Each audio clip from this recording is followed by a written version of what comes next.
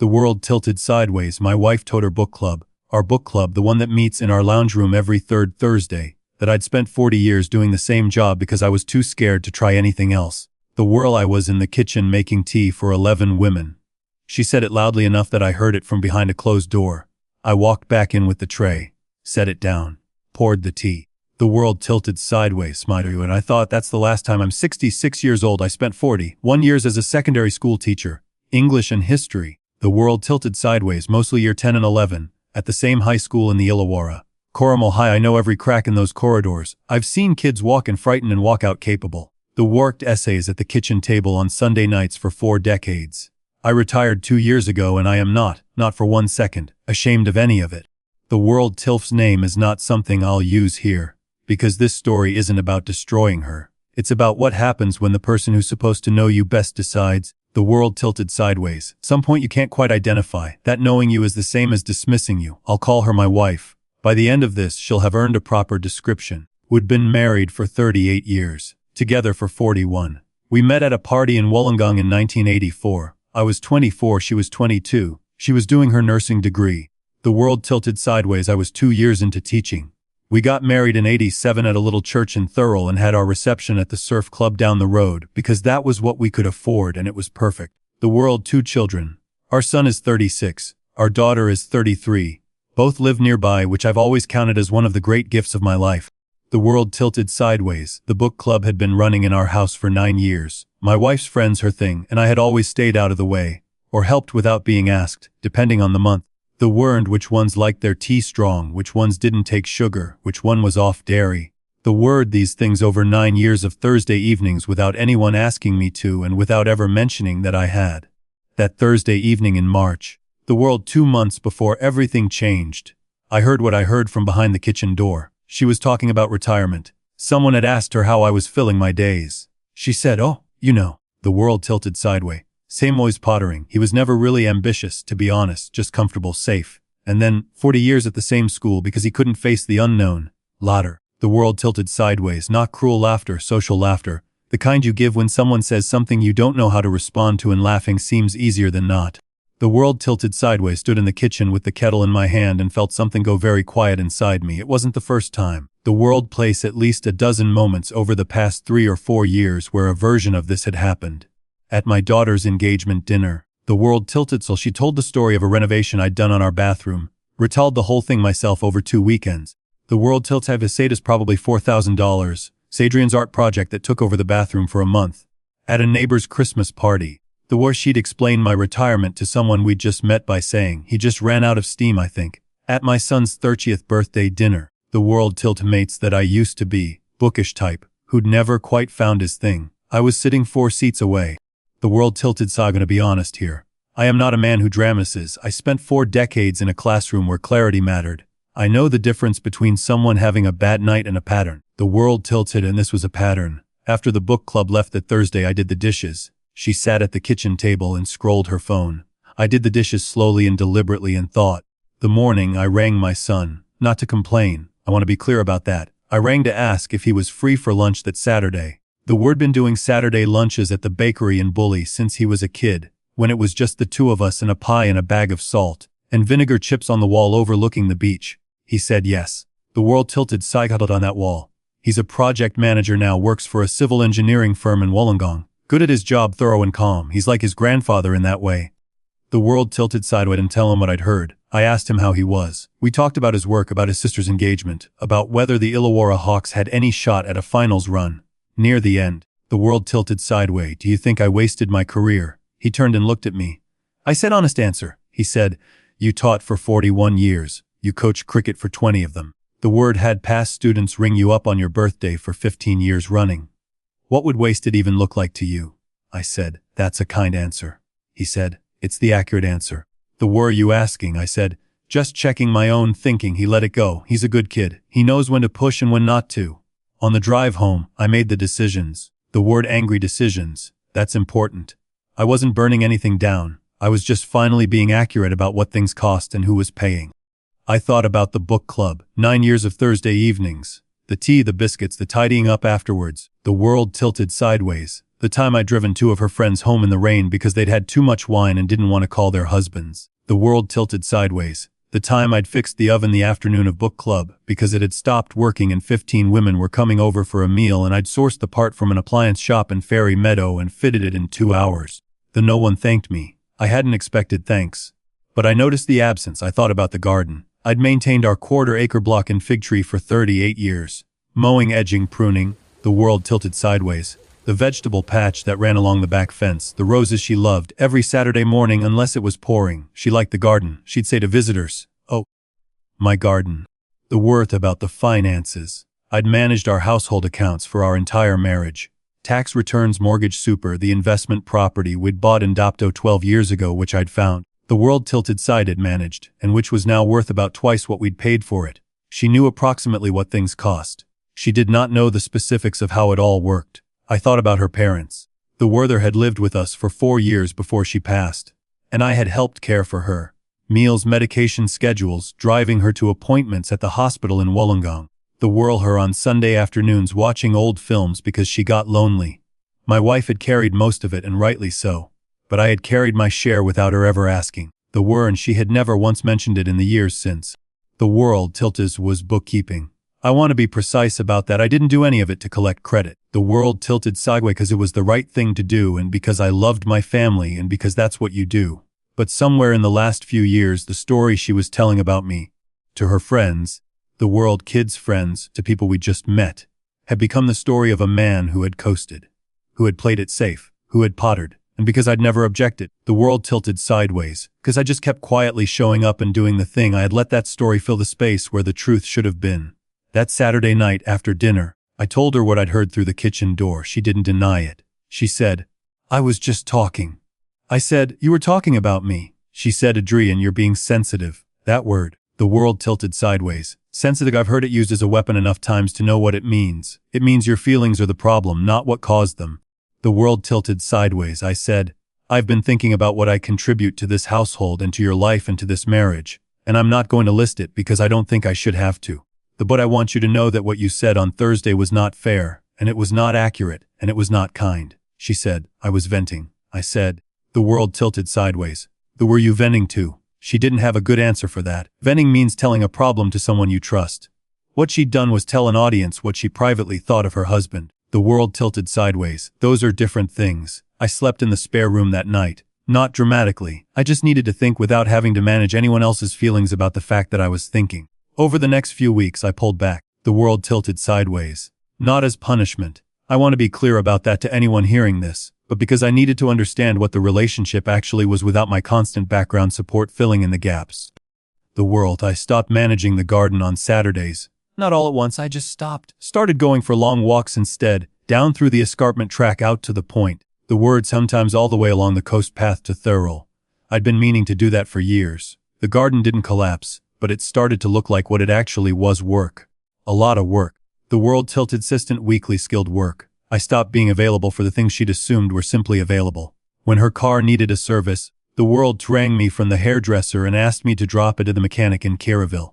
I said I had plans. I did have plans. I was reading. She took it herself. The world tilted sideways and took her 45 minutes and a changed appointment. Not the end of the world. I didn't withdraw from her emotionally. I still talked to her at dinner. I still asked about her day. The world tilted side that when I asked, what I stopped doing was absorbing. The book club met again in April. I didn't make the tea. I said, the world tilted sideways, oh no. And I drove down to my mate Kevin's place in Windang and sat on his back deck drinking beer and watching the inlet go dark and told him the whole story. Kevin is 68. The world tilted sideways retired electrician. He's the kind of mate you've had for 35 years who doesn't say much but says it right. He listened to the whole thing without interrupting. Then he said, the world tilted and doesn't know what she's got. I said, I think she used to know. He said, what changed? I thought about it. I think I made it look easy. All of it. So it stopped looking like anything at all. Kevin said, yep, that was the whole conversation really. But it was the conversation I needed. The world tilt's real shift happened in May. Our daughter, she's a speech pathologist, works in Shellharbour, rang me on a Tuesday evening, not to talk about anything specific at first. The world, her engagement, about venues, about whether she wanted a big do or something smaller. Then she said, Dad, is everything okay with you and Mum? I said, why do you ask? She said, the world tiltage rang me last week. Said you'd been distant. I said, I've been going for walks. She said you weren't making yourself available the way you usually do. I sat with that for a moment. The world, like a service, like infrastructure. I said, can I ask you something? She said, of course. I said, the word you think about what I've contributed to this family over the years.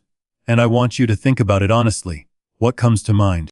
The world tilted sideways. She was quiet for a little while. Then she said, Dad, you were the one who drove me to every speech pathology placement for 2 years because I didn't have a car. You came to every cricket presentation night and coached the under-14s when no one else would. You fixed every broken thing in every place I've ever lived. You taught me to cook pasta from scratch and change a tire and read a bank statement. When Gran was sick, you sat with her every Sunday for 4 years. She paused. Why are you asking me this? I said.